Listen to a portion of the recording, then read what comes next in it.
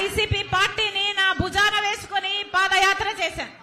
YCP పార్టీని నా పాదయాత్రతో నా ఇంటిని నా బిడ్డల్ని పక్కన పెట్టి 3200 కిలోమీటర్లు పాదయాత్ర చేసి ఆ పార్టీని నిలబెట్టాను. వైసీపీ పార్టీకి ఏ అవసరం వచ్చినా నేను అండగా నిలబడ్డాను. ఆ పార్టీని అధికారంలోకి తెచ్చాను. ఈ రోజు కనీస కృతజ్ఞత లేకుండా ఈ రోజు నా మీద, నా వ్యక్తిగత జీవితం మీద, నా పేరు మీద నానా రకాలుగా నా మీద దాడి చేస్తున్నారు. అయినా చెప్తున్నాం, భయపడేది కాదు రాజశేఖర రెడ్డి బిడ్డ. పులి కడుపున పులే పుడుతుంది. నా ఒంట్లో ప్రవహిస్తున్నది రాజశేఖర రెడ్డి రక్తం. షర్మిల గారు విమర్శిస్తుంటారు, చెప్పే కదా.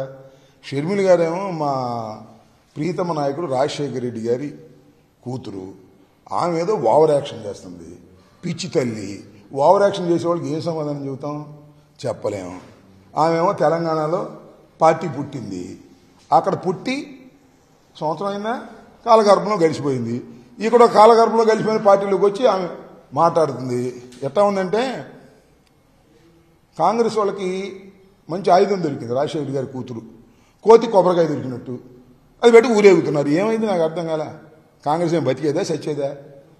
రాజశేఖర రెడ్డి గారిని, రాజశేఖర రెడ్డి గారి కుటుంబాన్ని, ఈ రాష్ట్రాన్ని చీల్చి చెండాడినటువంటి కాంగ్రెస్ పార్టీలో ఆమె బతుకు తెరువు కోసం చేరిందో మరి ఏమో నాకు తెలియదు. పిచ్చి తల్లి ఏదో మాట్లాడుతుంటారు, పెద్ద పట్టించుకోమని బ్రదర్. మళ్ళీ ఎలక్షన్ తర్వాత కనపడదు. మళ్ళీ అక్కడ పెట్టింది పార్టీ అది. ఓకే.